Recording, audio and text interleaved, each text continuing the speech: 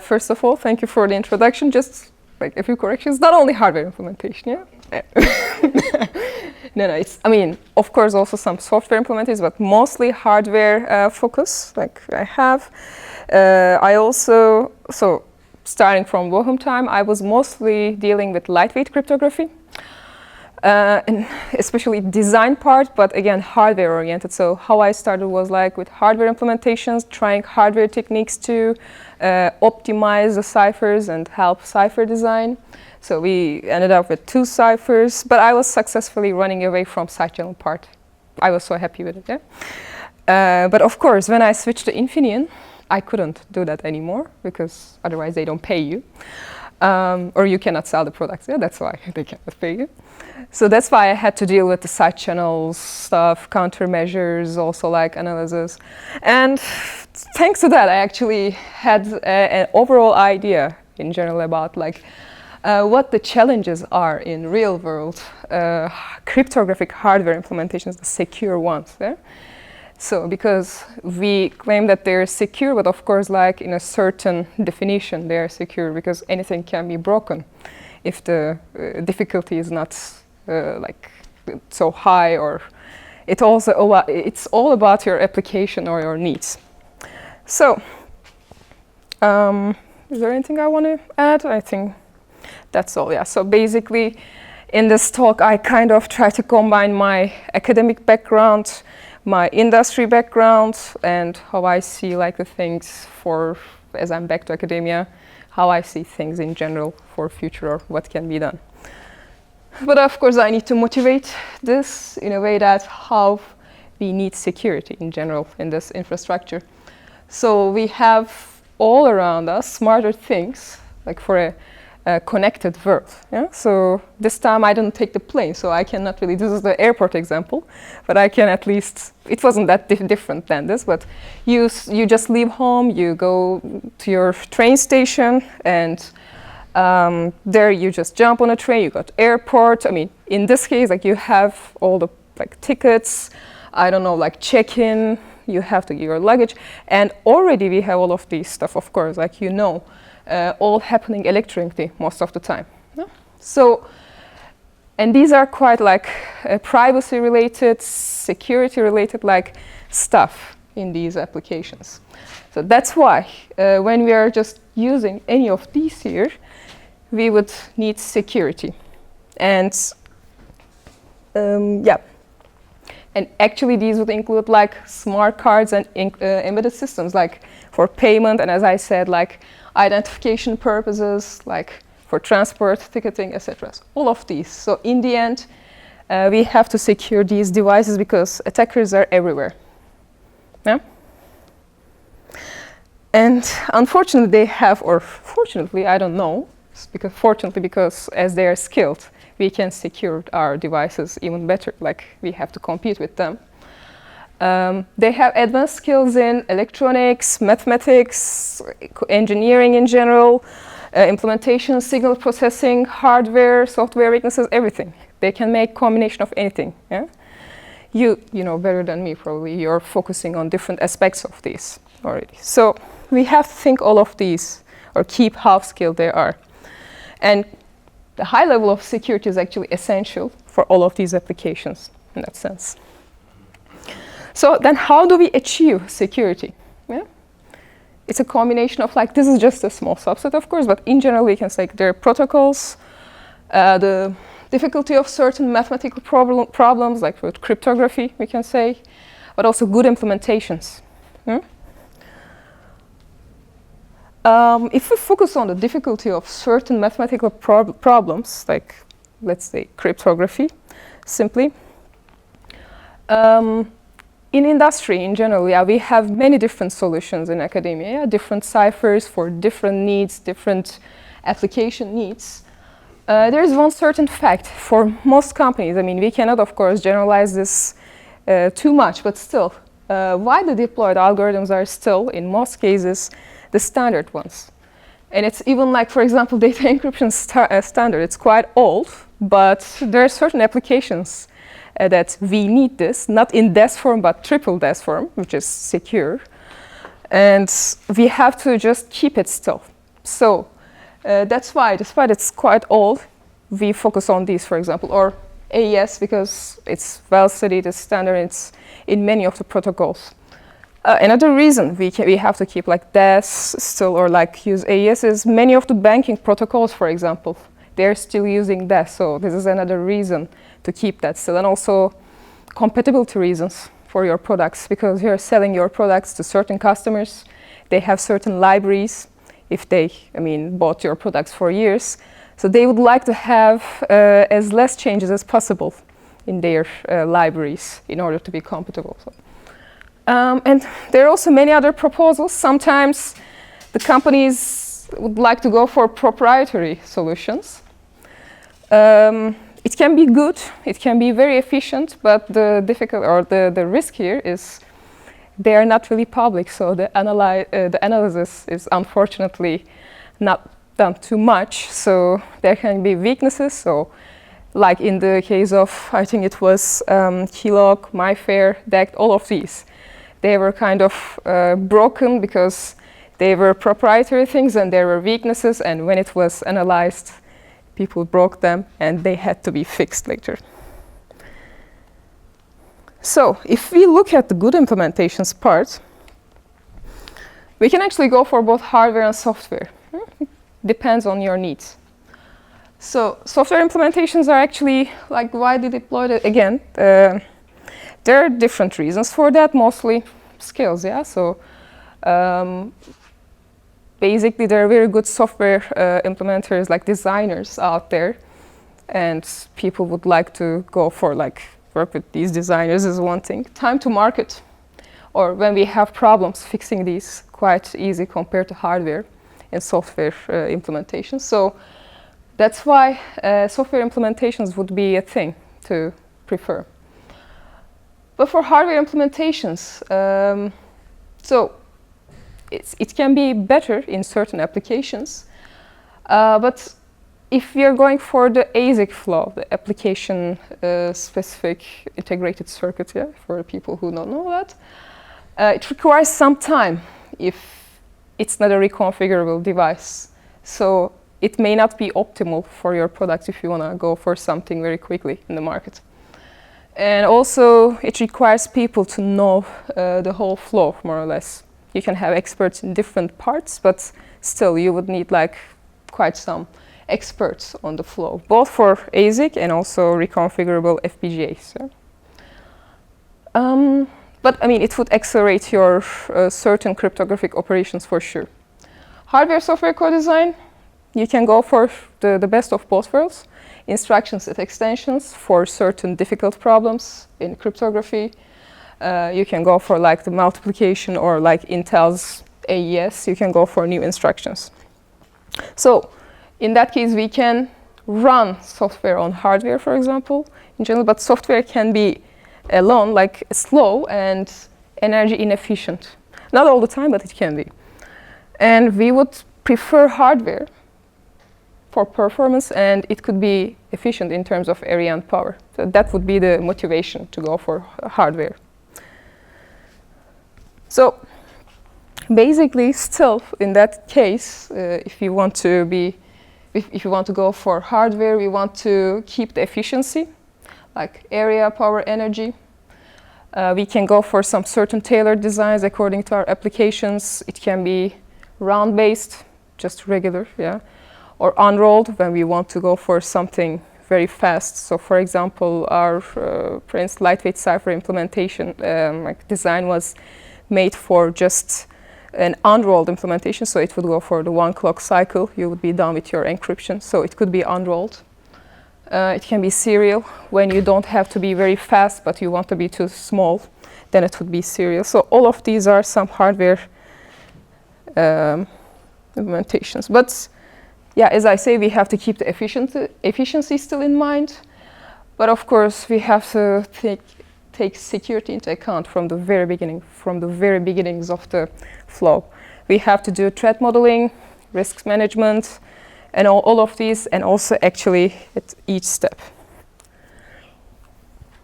So, but how would we start? Yeah, so we have some problem. we need to set the requirements, first of all, the system requirements, not necessarily just the security-related requirements, but like how fast should it be, like what should it support, define your application, and then set the requirements for that, first of all. Like it can be also hardware requirements, your clock, like how much data you are dealing with. All of these should be set at the requirements phase, together with the security requirements as well, actually. So this is one thing. And then you start to analyze these requirements. You know, and you try to come up with the design and the first architecture. And actually, so you following that, it's also like the microarchitectural details, yeah? Every single detail, like what you are gonna implement exactly. And if you're lucky, if all these are like working fine, sometimes even in the first steps, you may have to go back and like rethink the stuff and redesign again. Following a design and architecture step, you would go for the implementation. And following implementation, it's actually not that straightforward. It's not that fast all the time. So generally, implementation part is defined like not so long. Yeah. So the time allocated to implementation is not that long in general. But this is not the correct way, or like not the correct thing, because it generally takes longer than you assume. So this is one thing which is done a bit wrongly in project management, I guess. Anyways, after implementation, you would proceed with testing. What testing? Functional testing, yeah? Verification with all possible scenarios in mind. Functionally, is it correct? That's good. So if you're fine, functionally you are good. And then you also test the security-related stuff. Like it can be power attacks, it can be fault attacks. I will talk about them soon. So you go for the security evaluation. And functionally or security-wise, if you have any problems, you have to go back to design and architecture phase, sometimes even to requirements phase, because maybe you actually missed something, so you have to start from the very beginning. So this kind of follows like this, and when you're failing something, you go to design phase or like the requirements phase even, and then you come back to testing again until everything holds. And in the end, you would go for the applications like you would, if you're at the very end, if you have your silicon at hand or like your reconfigurable device, you just do your real applications, the software testing of these, and then you say that everything works or not. So, security level, I mean, as we are using cryptographic algorithms, they should be secure, yeah? Like, because all these standards, all theoretical attacks are covered, everything is fine, so we should be all okay. But this is not the only thing. I mean, I'm not going to explain how it can or how it cannot be here, because you're all doing the physical attack stuff here. But hardware implementations are not secure just by implementing the algorithms, because we have all these physical attacks. Can you read them actually? Great. Because here I have some problems anyways. So basically we have different sorts of physical attacks: invasive, non-invasive, semi-invasive. You have access or no access at all, or a bit of access to the implementation. So if you can actually reach the implementation, the hardware implementation, it could be like probing, or even more complicated like reverse engineering, or non-invasive like could be side channel analysis, like brute forcing stuff, injecting faults, looking at the remaining data in the circuitry. Or if we have like some sort of access, it could be mostly like optically faulting some stuff, yeah? Or like imaging techniques in general. So when we talk about probing, for example, yeah, as I say, basically you have access to chip, and you're trying to probe things, and you're trying to make something out of this information you get from the chip. Basically here, what we can do against this, we can harden the chip, but how? So very basic techniques in general in the flow, like we can insert techniques like make it difficult for the attacker to reach the circuit, like maybe working with the wires. Yeah, you can use different techniques to put these critical wires, especially not at the most reachable layer of the chip, but at the like deeper parts. This is one thing. You can design it in a way that even if the attacker probes it, they won't be able to gather all the information from just one wire, for example, but they would need several wires, like not one, but 2 or even 4 different wires they would need to have. So we would share the secret information. But of course, like defining this, like how many different shares you would need, it would depend on the application and also the required security level. Following that, another thing would be the faults. Yeah? So fault analysis, it's an important part actually, and there is a tricky part here because basically when you have your chip, you will have the most realistic thing because it's the layout that you send, and that device in outside world, some attacker can just take it and fault stuff, and with certain bit combinations they can just take out some information from that and they can make use of it to recover the secret. But unfortunately during the design phase you cannot really see it.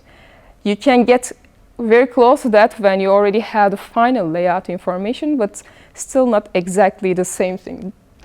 But we have to analyze it in a way. That's why we make use of FPGAs, reconfigurable devices. Basically, we would port the implementation or the overall chip, the registers and stuff, and also combinational parts. We would go for single and also multiple bit attacks. Yeah, if someone faults just a single bit, how would the circuit behave? Would it give an alarm? Would it stop? So the thing is, you already add some countermeasures against that, and do they work or not? And then if you find some, I don't know, bit which is not behaving as it should be, like when it's attacked, so you would have to fix this. It's getting even worse with multiple bit attacks because basically the complexity is higher, the combinations are more, and unfortunately also like testing this is getting more and more difficult. 2 bits fine, but 3 or more bits, unfortunately it's getting like out of hand. Sorry. So basically for that, actually a good thing would be to, when you have the final silicon layout, ASIC layout, you would take it and try to think of like your attack scenario. Yeah? Let's say you have a certain laser shooting your device, and you basically have certain windows, yeah? And like technology allows certain like size of these windows. So you would have this layout, you would make these smaller regions, and then you can focus on the combinations in these parts, so that you try to see when you combine any of these bits, will they make anything interesting for the attacker? Will you have any alarms in case any of these combinations work? Yeah? So that would be a more realistic thing in sort of checking the faults or the behavior to faults of your chip. In general, I said you would have some countermeasures against that. Very easy stuff to do, like add some redundant circuitry for especially like 1 bits, 2 bits, anything for that, but you cannot do it for all. Yeah, so this is a very simple thing. You can do it for the cheap parts, but yeah, this won't work at all. That's why you have to think, if certain combinations make any use for the attacker, you have to focus on these scenarios and you try to protect like certain parts, like in combination, if they work, how can I protect that? And redundancy won't work, so you can try to make it difficult to like fault with an optical device.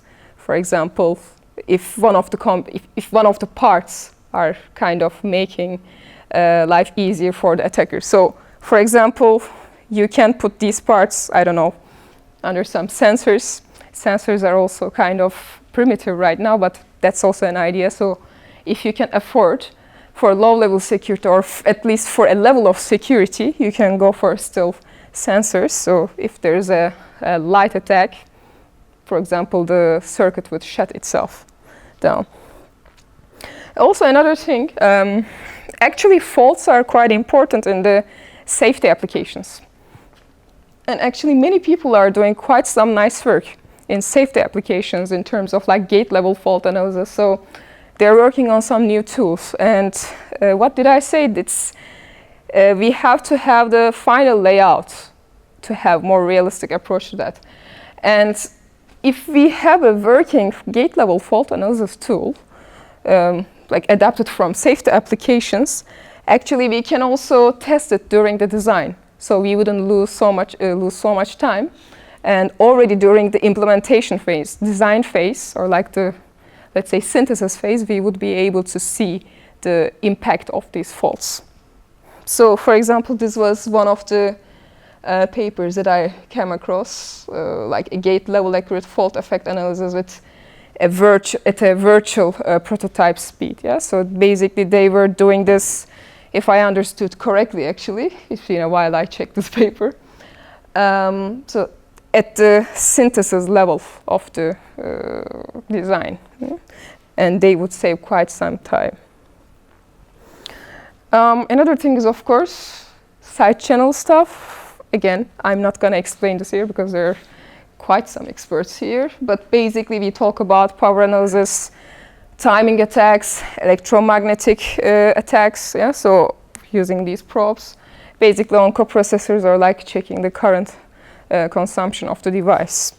So we have simple power analysis. We just interpret the power traces over time.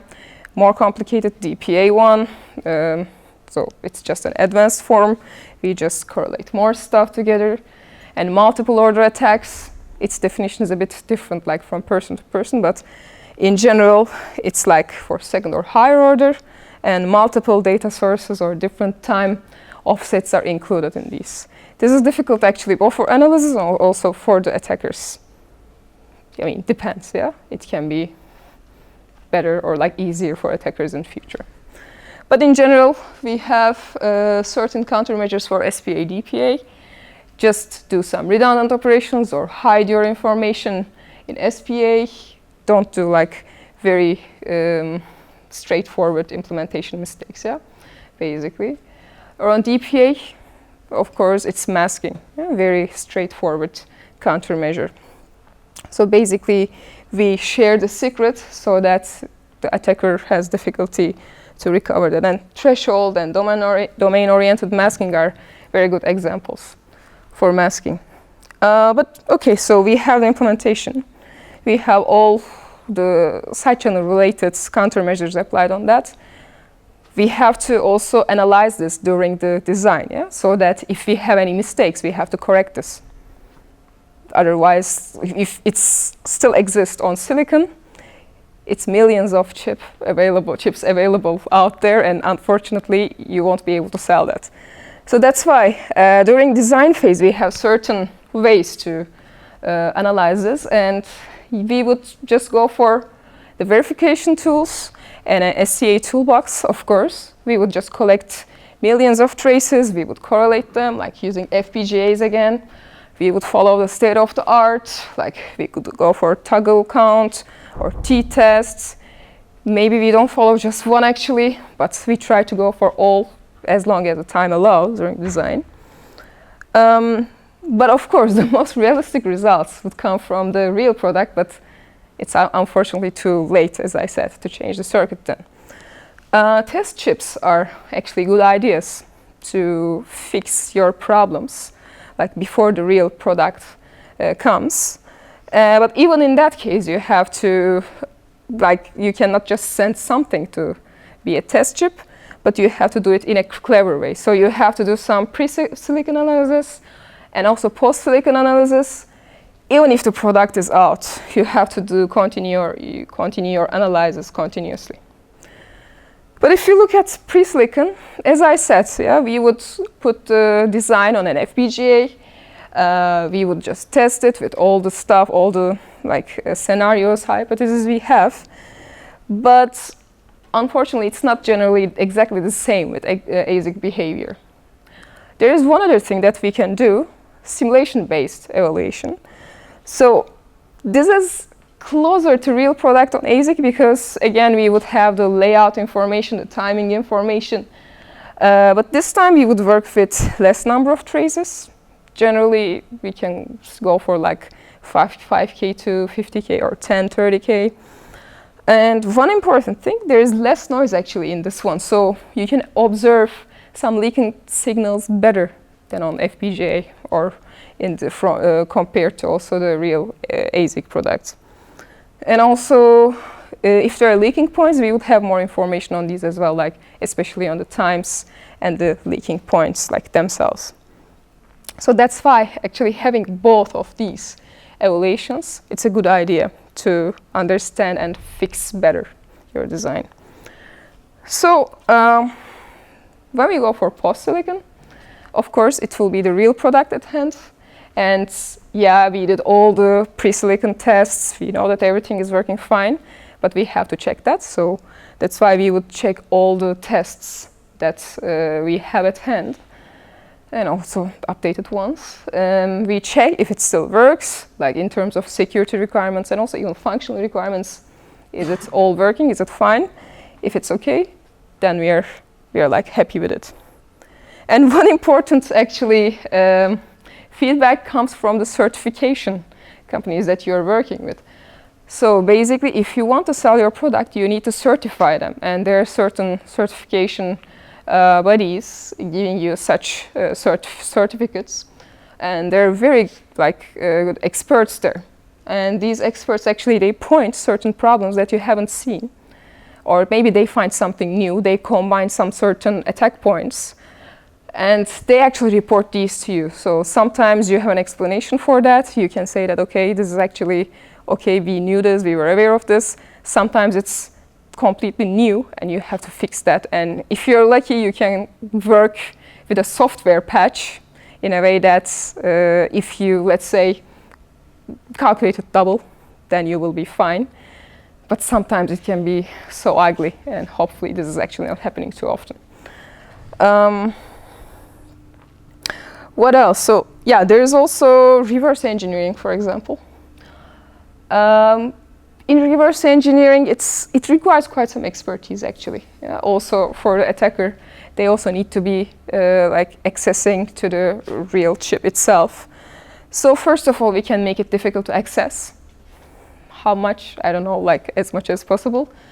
Also, we can use some certain special logic to hide the circuit behavior. Yeah? So there are certain techniques to make the logic look like similar to each other, but actually they have different functionalities, like and I don't know, or they look the same, or they look the same, but actually they are different. Yeah? So, for example, so that could be an idea. But these require quite some low-level, transistor-level information as well for design. Well, so yeah, I think about attacks, that's all I want to say. But there is also the testing part.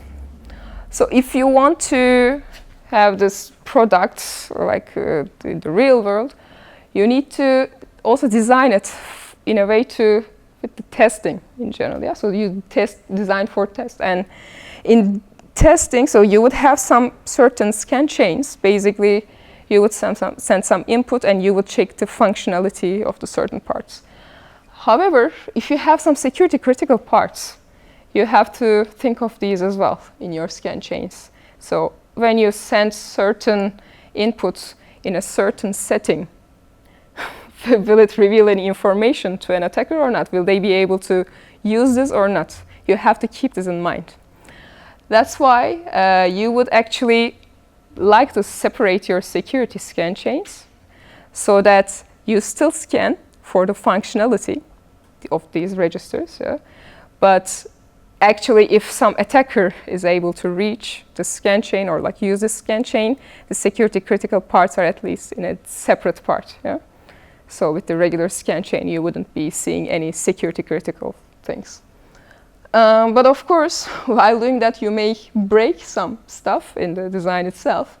So you have to keep what can be difficult or what can be a problem by doing threat modeling all the time, trying to think of certain threats that may come up if the scanning or like the separation of the scan chain is there.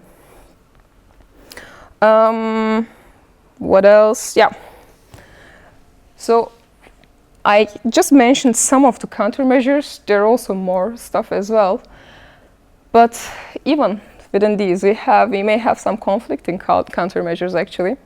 Like when we are fixing one side, we may actually forget about the other part, and somehow it can be broken on the way. So that's why we need to check it like all the time. Yeah. So we change one thing at some place, let's say to fix a fault issue, but it would be good to also like to run the side channel evaluation part just to see if everything still holds, if we have any sort of idea if it can actually impact that. Another additional problem, generation of randomness, wherever your randomness comes from. Yeah? It brings an additional cost, and in general, when we just implement a cipher or when we make it side channel protected using a countermeasure, we have an idea how many bits we need in this scheme, but actually the cost of that is not included. So you have to think like where you can use this, where you can take this, like a reuse from the SoC, like somewhere in the chip, like the full chip, or reuse stuff in the design itself. These are some ideas. And in general, like some future directions in this field could be using there already works on that, but some machine learning techniques in side channel analysis could be identifying the attacks or like making them like even more improved. And basically, I mean, I thought this in a way that it would try to remove the SCA expert knowledge at some point maybe in industry, because I heard this once from like one of the guys at one of the companies actually. So it's kind of difficult for them to, when they have an SCA expert and if they change company or like if they leave somehow, they also take the expert knowledge with them. So you cannot directly replace maybe such stuff. So maybe machine learning will be able to help here. So that's one idea here. And also, it's not only for the attacks part. When it gets even like smarter, maybe it will also be able to just help us with the countermeasures that we can apply to certain attacks. But I think this is a very, very early stage for that. Correct me if I'm wrong. I'm not really into this yet, but just some ideas. Yeah? So, in general, to conclude, as I said, security chips actually, if they are not properly secured, they can be at risk. This is one thing we know. And we have to apply like all the countermeasures that we can think of, or like that can get us the certificate. But this actually comes at a price, and they can even conflict with each other. And that's why we have to analyze everything, like all these attacks or all the security evaluation again and again as we change stuff. And still, when we are doing this, we shouldn't forget the efficiency of the design. Whatever our target was, low power, low area, latency, energy, whatever you can think of, they should still be there, but it should yet be secure. So that's why we have to actually think security from the very beginning, like at the design stage, from the very requirements, as I showed you, and also like just go through the loop as it's necessary. The evaluation, we cannot accept that it's just made on silicon, but also in pre-silicon, because we cannot afford this if it's broken on the silicon level. We have to keep up with academia. Yeah? So we have to update all the hypotheses, the attack scenarios, new attacks. All of these stuff should be actually checked frequently, and the security libraries, let's say, should be updated. Yeah. So also, as I said, we have to, industry in general should keep up with the new attacks, and also different design techniques, like using maybe or like prepared for these attacks.